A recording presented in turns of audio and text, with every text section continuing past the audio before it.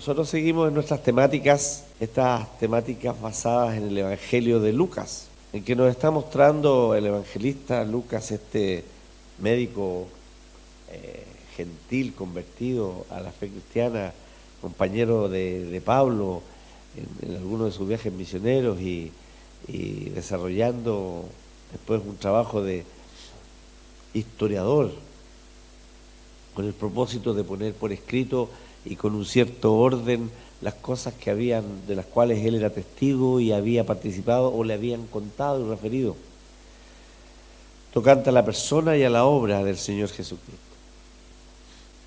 Y él, en su particular estilo, desarrolla este trabajo. Y nosotros hemos avanzado hasta el capítulo 22, en el que estamos ahora. Estaba mirando mis apuntes y mis cosas ayer y cuando elaboraba, esta semana, y cuando elaboraba el informe, justamente estando allá en la granja, escribía el informe pastoral para el presbiterio, miraba el informe del año anterior y ahí en ese informe del año anterior había dicho que en julio del 2018 partimos esta serie. Julio del 2018, o sea, ya llevamos 1 año y 5 meses, 6 meses ya para cruzar todo el Evangelio. Por cierto, no es un estudio, no es un estudio exegético, ni tampoco un comentario texto por texto, versículo por versículo, pero hemos ido tratando de avanzar progresivamente. Y en este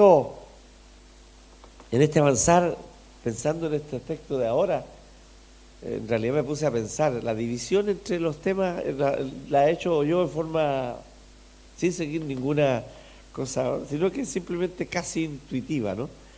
Repasando el Evangelio, y digo, ya, este domingo puede irse hasta aquí, hasta aquí, hasta aquí, hasta aquí.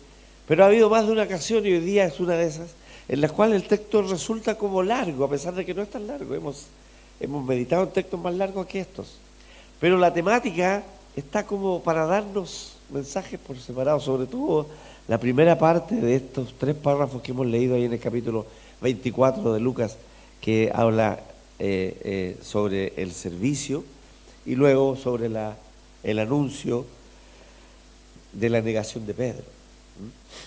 Pero ya está, así que el próximo domingo abordaremos desde la oración de Getsemaní en adelante. Por lo tanto, estos son los temas que nos ha tocado hoy día. Y vamos a enfatizar el punto inicial, pero también tocaremos el segundo aspecto de esta trilogía de palabras que el evangelista escribe en su evangelio. Por cierto, el relato nos pone en el contexto que el Señor ha estado en el aposento alto, lo que se llama el aposento alto, y con sus discípulos y ha practicado con ellos y ha instituido lo que se llama la Santa Cena. Nosotros llamamos la Santa Cena, la última cena. Él comió esa cena pascual con sus discípulos y después establece aquel sacramento, aquella ordenanza perpetua para la iglesia de la Santa Cena, en la cual recordamos su sacrificio redentor por nosotros. Y después de eso, hay consenso entre los comentaristas que lo que Lucas relata se enmarca en la conversación allí, en el mismo aposento alto, según lo hace ver Mateo y Marcos, ¿no? Estando allí, dice que ellos se enfrascan en una disputa sobre quién de ellos sería el mayor. Nosotros tenemos la costumbre de mirar o de recordar o imaginar la Santa Cena en el cuadro de Da Vinci. ¿Ustedes recuerdan el cuadro de la Última Cena de Da Vinci? Y está una mesa, está el Señor sentado al medio, y aquí está Juan, aquí está Pedro, aquí está este otro, aquí está este otro, y están así sentados todos como puestos para la foto. Lo cual dista mucho de la realidad de cómo ellos participaban en la cena en ese tiempo, ¿no? Pero sí sabemos que al lado del Señor estaba recostado Juan, porque el mismo evangelista dice que él estaba recostado, el que amaba a Jesús estaba recostado sobre su pecho. Y ahí podemos entender cómo estaban ellos. El Señor estaba recostado como se hacía en unas mesas, a pesar de que el Señor era carpintero, eran mesas bajitas, ¿no? No eran mesas altas como las que nosotros tenemos hoy día. Y ellos la costumbre era recostarse sobre un costado y los pies hacia afuera. Y comían con la mano lo que tenían ahí, ¿no? La mano libre, la otra estaba apoyada. Y por eso permitía que Juan, al estar recostado ahí, pudiera recostar su cabeza sobre el pecho del Señor para preguntarle cuando le dijeron quién era el que lo iba a entregar. Bueno, eso en ese contexto, después en esa conversación, los discípulos empezaron a preguntarse, ¿quién sería el más importante? ¿Quién va a tener el lugar de privilegio en el reino de los... ¿Quién va a ser el mayor? Y una disputa muy humana, por cierto que es muy humana, y que ellos la tuvieron más de una ocasión. Por ejemplo, el evangelista Mateo relata que una disputa por lo mismo y quizás con más, como diríamos, tal vez con otro ánimo, ¿no? Y con un afán tal vez de más controversial, cuando la mamá de los hijos de Zebedeo, o sea, la mamá de Juan y de Andrés, fue a pedirle al Señor que sus hijos se sentaran en el reino de los cielos a su lado. Nada menos. ¿En base a qué? No sé, pero ella creía que sus hijos merecían estar uno al lado del otro, uno a cada lado del Señor. Y ahí los discípulos empiezan una discusión. ¿Quién va a ser el privilegio? ¿Quién debería ser? ¿Quién tiene más pergaminos para ocupar ese lugar? Y en otra oportunidad relata que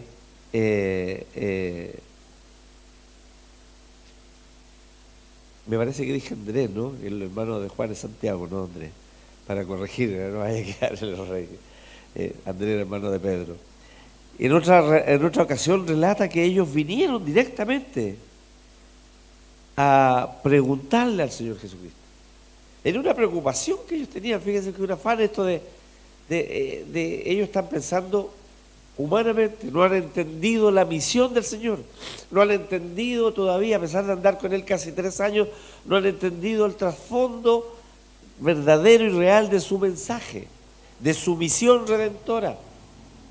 Ellos lo entienden como el Mesías, pero lo están mirando como un Mesías guerrero y salvador, y no como el salvador del pecado del otro.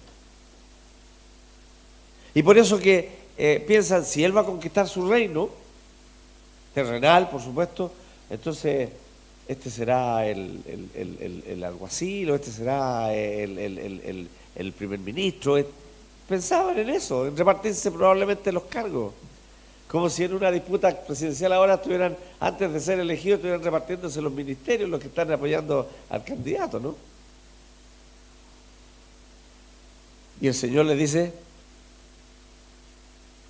que les trae un niño pequeño y les dice, si no os volvéis como niños, olvídense. Este es el mayor, el menor debe ser el mayor. El que quiere ser mayor debe ser el siervo de todos. Y el evangelista Juan nos pone frente a otro escenario. En esa misma ocasión de la Santa Cena que pasamos en los textos anteriores, aquí en Lucas, Juan agrega un episodio que solo está en el Evangelio de Juan. Y dice que probablemente los comentaristas, al hacer el análisis de todos los evangelios, concluyen que es muy probable que a través de esta disputa, o con motivo de esta disputa que ellos están teniendo, que no debe haber sido en voz baja, ¿no? El Señor está ahí al lado de ellos. El Señor se para, se ciñe una toalla a la cintura, echa agua en un lebrillo y va y empieza a lavarle los pies de los discípulos alrededor de la mesa, por la misma posición, como decía, que ellos estaban recostados. No se metía debajo de la mesa, él por afuera iba a él y los secaba con la toalla. Y los discípulos todos ahí espantados viendo qué es lo que había pasado, y seguramente eso motivó este diálogo, motivó esa actitud, y el Señor les dice ejemplo os he dado. Vosotros estáis disputando quién es el mayor y yo os he dado ejemplo. Es lo mismo que Lucas resume en este texto que estamos viendo, ¿ah? Y él usa la figura de los reyes de la tierra para demostrar cómo los hombres buscan la autoexaltación o la exaltación de los demás o el reconocimiento de los demás, pero eso no los hace más grandes que aquel que está sirviendo. Lo que nos enseña el texto es que la humildad en nuestro servicio es muy importante y la utilidad de este servicio lo hace aún todavía más digno de ofrecerse. Frente a esta disputa de sus discípulos, él les llama la atención, como lo hace muchas veces en forma muy amorosa, y los lleva a pensar: si los gobernantes del mundo, en contraste con los que ellos deben hacer, y que la gente los llama bienhechores, eso en ese tiempo, en el contexto histórico, habían ciertos gobiernos y reyes que se hacían llamar los bienhechores del pueblo, aunque estaban muy distantes de serlo, eran tiranos, eran explotadores del pueblo en sus impuestos, en sus cosas, y se servían del pueblo, y no eran siervos del pueblo, pero sin embargo el Señor dice, se llaman a sí mismos bienhechores, y Él les dice, no debéis hacer como ellos. Es común, y lo era, por cierto, en el tiempo del Señor, antes de Él, y le sigue siendo en el día de hoy, que los que tienen cierta autoridad, los gobernantes, y a veces mandos medios, jefaturas, tomen una posición de superioridad y se enseñoreen de aquellos que están bajo su cuidado. Es decir, tomen una actitud abusiva por la autoridad que tienen, por la posición que tienen. Se tomen privilegios más allá de los que le corresponde, y que incluso se sientan por lo mismo muy superiores a los otros. Muchos que ejercen autoridad exigen atenciones o servicios que van más allá de el trabajo o la tarea que corresponde, y que los que están bajo esa autoridad obedecen por temor o por castigo. Por cierto,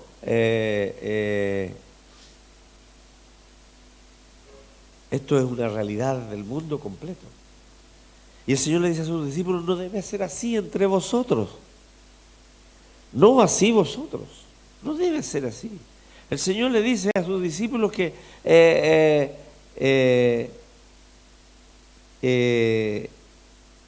el que quiere ser mayor sea como niño, como el más joven. El que quiere ser mayor sea entre vosotros, sea como el más joven, y el que dirige como el que sirve. El que quiere hacerse grande, sea vuestro servidor. El Señor advierte a todo el que tenga probabilidad o posibilidad de alguna autoridad: no debéis ejercer señorío sobre los que están a vuestro cuidado. El apóstol Pedro lo advierte a los obispos, a los pastores, a los consiervos, les dice, no como teniendo señorío sobre la grey.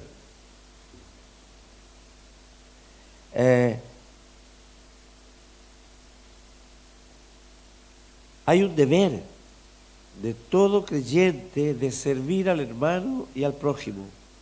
El servirnos unos a otros es parte del comportamiento diario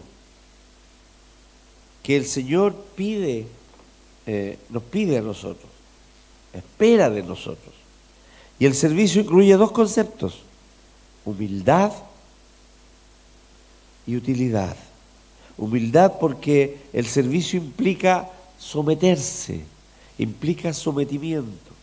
A veces hay que rebajarse para servir. Es decir, el ejemplo que el Señor da en el lavado de los pies a sus discípulos es muy ilustrativo.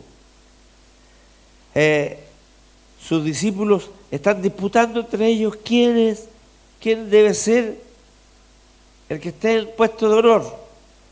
Y el Señor toma una toalla, un lebrillo y le lava los pies y se los seca. El Señor hace algo que ninguno de sus discípulos hizo. El servir puede significar hacer cosas que en apariencia o en la realidad nos puede rebajar de cierta posición. O servir a otro que esté en la realidad en una condición menor de importancia que nosotros. Y eso puede ser edad, posición social, posición económica, educacional, etcétera. Un profesor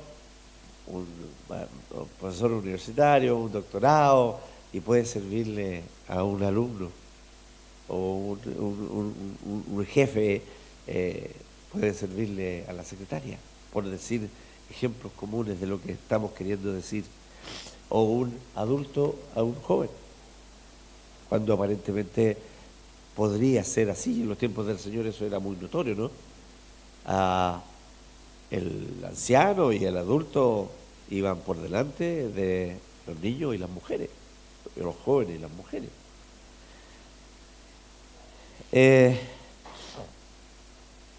Pero el servicio humilde debe ser también un trabajo útil. Útil al hermano, útil al prójimo. Servir algo que sea provechoso o aprovechable para algo. El servicio debe reportar beneficios al hermano o al prójimo. El negarse a sí mismo se aplica plenamente aquí. El mayor sea el siervo de todos.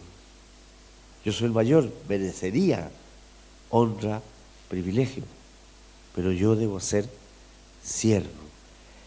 El que dirige sea como aquel que sirve. Y el mandato de hacerse como un niño tiene parte muy importante en esta recomendación, en este imperativo del Señor, hacerse siervo, semejante a un niño. Pero el Señor, más allá de esta enseñanza directa que le da, se les pone como ejemplo. Él se pone como ejemplo. Él dice, porque ¿cuál es el mayor? ¿El que se sienta a la mesa o el que está sirviendo? ¿No es el que se sienta a la mesa? Claro que es el que se sienta a la mesa. Mas yo estoy entre vosotros como el que sirve. Si uno piensa en la escena del aposento alto, cuando el Señor le ha lavado los pies a sus discípulos, Él les dice, ¿entendéis lo que os he hecho? Ejemplos he dado para que como yo hago, vosotros Él nos lo está diciendo a los discípulos, tienen que ir a hacer el lavado de pies a los demás. Está diciendo, no importa en la posición que ustedes estén, su labor, su trabajo es humillarse para servir. Ejemplo os he dado. Como siempre, el mandato del Señor al servicio lleva el peso del ejemplo personal. Él no está diciendo algo, que hagan algo que Él no ha hecho. Él, preocupado de fijar, como siempre, en la mente de sus discípulos sus enseñanzas, les pregunta algo que es obvio y que ellos van a entender. ¿Quién es el mayor? ¿Aquel que está sentado a la mesa o aquel que está llevando los platos o recogiendo los platos? Por supuesto que el que está sentado y es atendido, pero el Señor los sorprende. El Señor los descoloca, el Señor les pone, les invierte el pensamiento al decirle que Él está entre ellos como el que sirve. En otro lugar de la Escritura, del Evangelio, el Señor dijo en uno de sus discursos: yo no he venido para ser servido, sino para servir. El Señor de todo, el Creador de todo, es el siervo. Él vino para servir. Si volvemos a la escena del aposento, nos imaginamos esto del Señor, que ya lo hemos dicho, de lavar los pies a sus discípulos, y les pregunta esto. Ellos están disputando quién será mayor. Yo voy a ser más importante. No, yo, porque esto, esta otro, yo soy amigo del Señor. A mí me llamó primero, o yo era más importante. Y Él le dice: ¿sabéis lo que has hecho? Disputáis entre vosotros quién es el mayor. Mas yo estoy entre vosotros como el que sirve. Pablo, en la carta a los Filipenses, en el capítulo 2, tan citada por nosotros ciertamente, dice que el Señor se humilló al punto de tomar forma de siervo, es decir, se rebajó a tal punto de su condición de Dios. Él dice que no la tomó como una condición de la cual aferrarse. El concepto de que dice que Él se rebajó, se humilló, dice se anonadó, o sea, es decir, se hizo nada a sí mismo, que fue a tal punto despreciado, un varón de dolores, un quebrantado, como dice la figura de Isaías 53. No tomó la condición de Dios como algo a que aferrarse, sino que dejó esa posición de privilegio para humillarse hasta la condición de siervo, y como siervo ser obediente hasta la muerte, dice Pablo. La posición de privilegio no debe ser una excusa para el servicio, o para dejar de servir. El rango no debe ser antepuesto cuando se trata de asumir servicio al prójimo, al hermano que está en una condición desmedrada, o a cualquiera que lo requiera. Fíjese que cuando el Señor habla del servicio, no está hablando del servicio al más importante, ni de las tareas más importantes. Pueden ser las tareas más despreciables o postergables del género humano, que podamos nosotros pensar. Pero Él los pone como que esas son importantes. No importa la condición que uno tiene, ni tampoco la condición del que uno sirve. El Señor dice que Él vino a servir y no a ser servido, a tal punto que su servicio fue para dar su vida en rescate por muchos. Vino a servir a los pecadores, vino a rescatar a los perdidos, vino a saciar a los sedientos, a los hambrientos, a limpiar a los pobres de espíritu. El Maestro y Señor condesciende para enseñar humildad, ser mansos y humildes de corazón. Enseña a condescender para servir, un servicio que sea para mutua satisfacción de la necesidad del otro, y también que nos deje a nosotros en la condición de satisfechos porque hemos hecho lo que el Señor nos ha pedido. Pero ojo, no para enorgullecernos, sino para glorificar a Dios. Pablo dice: si hacéis una cosa u otra, hacedlo todo como para el Señor, dando gracias a Dios Padre por medio de Él. Y en otro párrafo dice, hacedlo todo para la gloria de Dios. No para mi propia gloria, no para ponerme yo en un nivel, mira qué bueno que soy, mira qué santo que soy, mira qué espiritual que yo soy, qué bondadoso que yo soy. Él se presenta, el Señor se presenta como ejemplo para dar fuerza al mandamiento que está Él enseñando a sus discípulos, imponiéndoles a ellos, para imprimirlo en su mente. Si yo lo hago, vosotros debéis hacerlo también. Él se presenta como el modelo, el ejemplo perfecto de humildad y de amor. Servicio por amor. No importa cuánto debamos rebajarnos, cuánto debamos humillarnos, cuánto debamos condescender. Yo estoy como vosotros, como el que sirve. El Señor relata después, dice que a los discípulos dice que van a tener recompensa, por supuesto, en el futuro. No vamos a entrar en ese mensaje escatológico, pero lo que está dicho ahí es que efectivamente lo que hacemos tiene su recompensa. El Señor le relata a los discípulos el mensaje escatológico, lo vimos hace un tiempo, me parece. Y dirá el Señor a los de este lado, venid benditos de mi Padre, porque tuve hambre, me diste de comer, tuve sed, me diste de beber, fui forastero y me acogiste, estuve desnudo, me cubriste, estuve en la cárcel o enfermo y me visitaste. Y los justos le van a decir, Señor, pero eso no es, ¿cuándo fue eso que no nos recordamos? Y Él le dice, cuando lo hicisteis a uno de estos, mis hermanos más pequeños, a mí lo hiciste.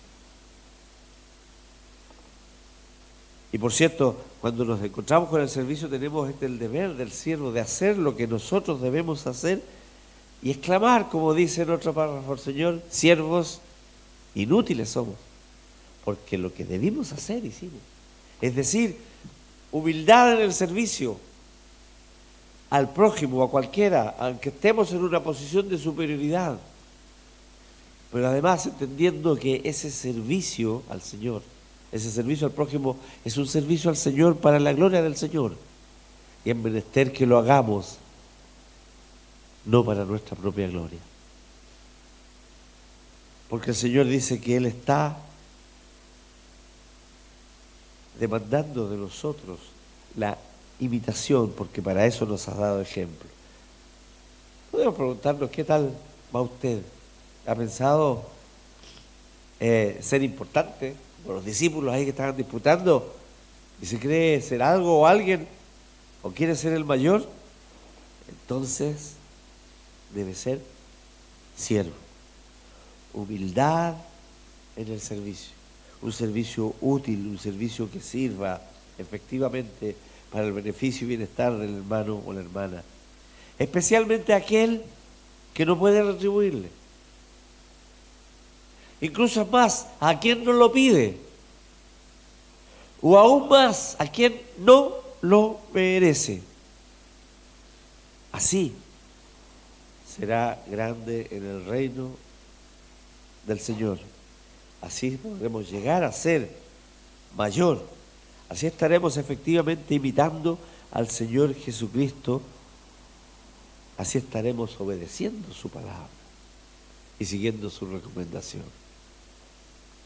Pero el texto, como decíamos, esto podría habernos dado para continuar más hablando del servicio y un puro sermón nomás. Pero el texto nos lleva a pensar en lo que sigue.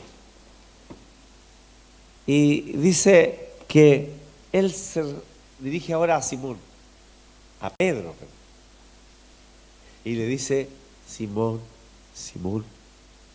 Cuando en el texto bíblico nosotros nos encontramos con una repetición de un nombre o de alguna palabra, quiere decir que lo que viene es serio, es grave o es importante. Es un doble llamado de atención para que tomen el peso de lo que se va a decir. Entonces, cuando el Señor llama a Pedro por su nombre primitivo original, ¿no? su nombre real, Simón está llamando su atención para algo muy importante que le tiene que decir. Y le hace probablemente una advertencia.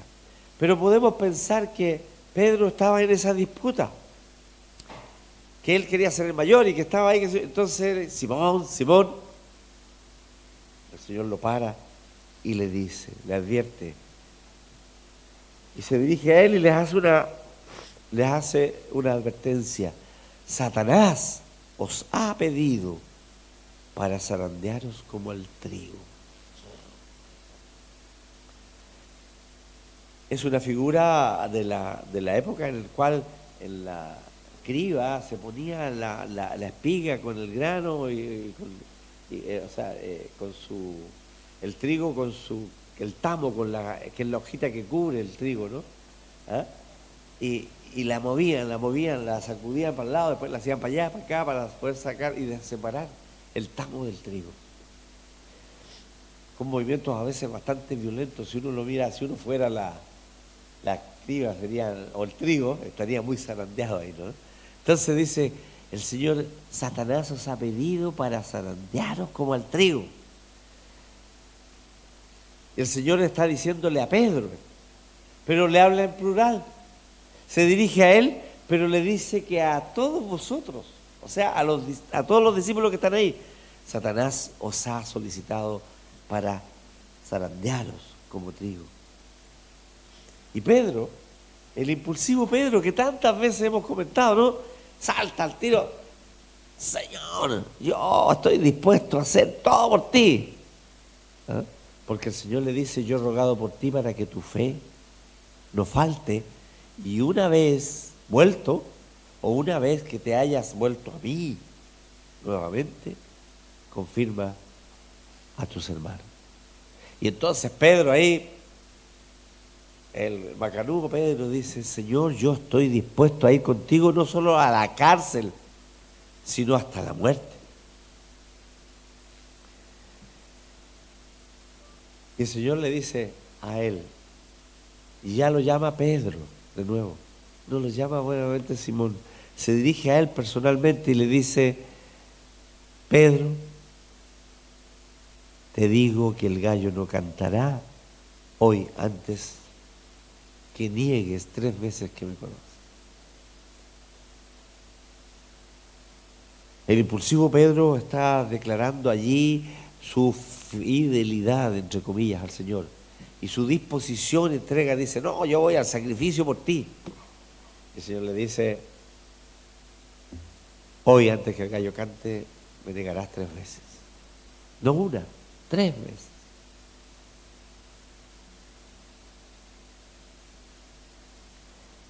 Pero es importante destacar, el Señor le dice a Pedro, yo he rogado por ti, para que tu fe no falte. Pedro tuvo grandes caídas en su ministerio, por cierto. No solo mientras estaba con el Señor, como esta vez que le va a negar, un poco más adelante en la historia, sino después también, cuando tuvo esa disputa con Pablo, lo encaró porque él estaba actuando hipócritamente.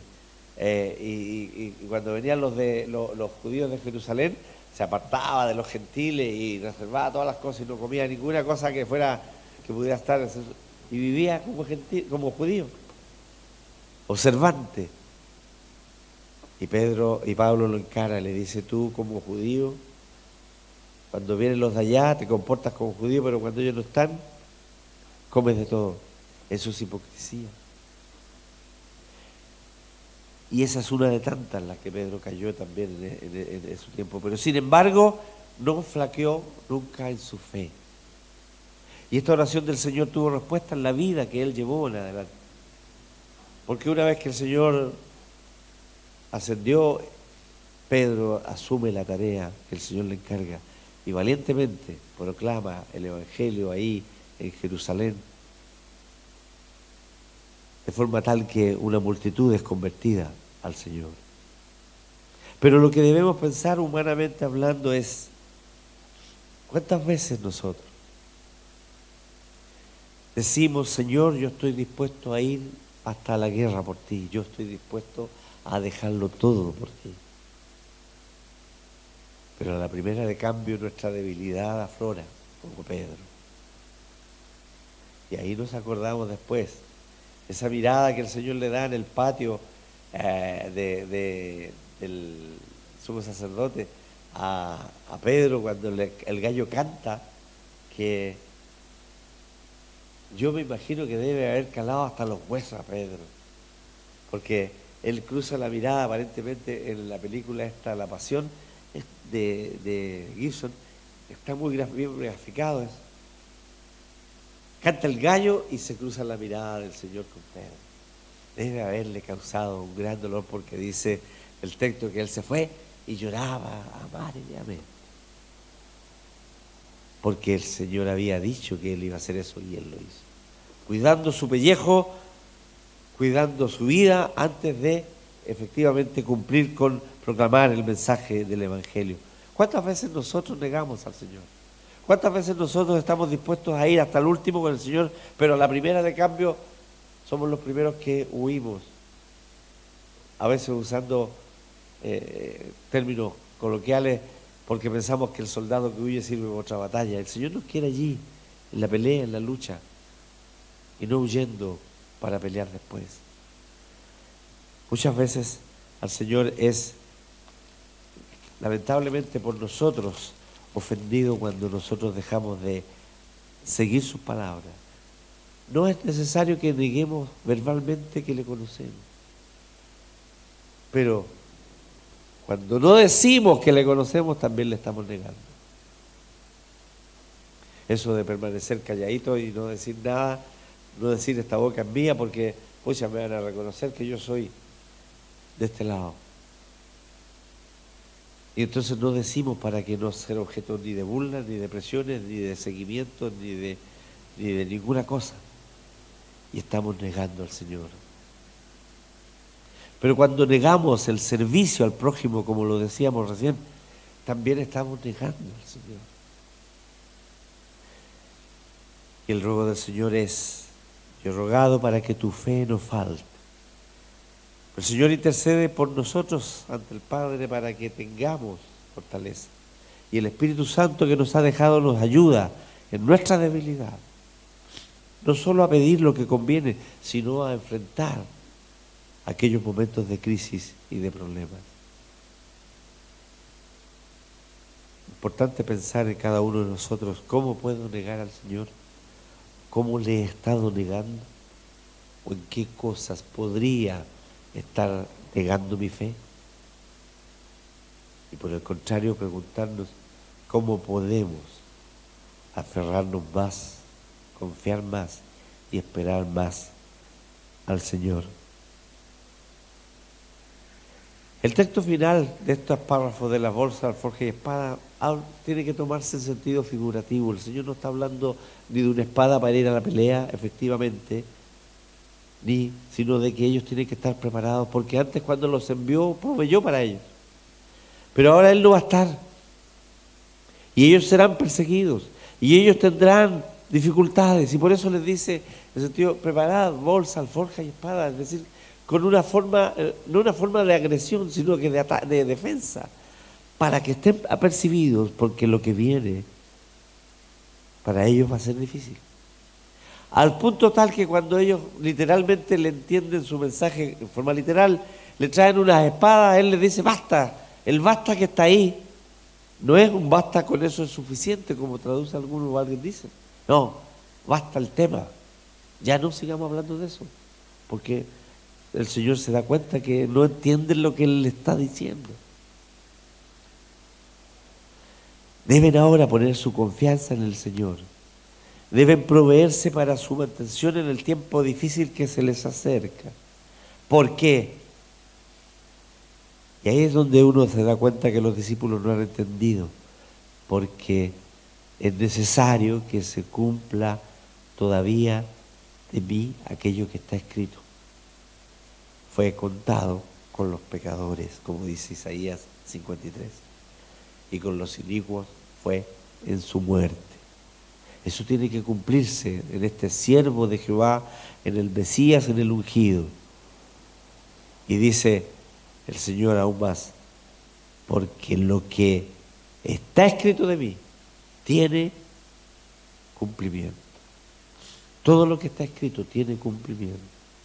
Y por tanto, como dice el texto, herirá el pastor y las ovejas serán dispersas. El Señor está pensando en ese concepto con sus discípulos y les advierte, estad preparados.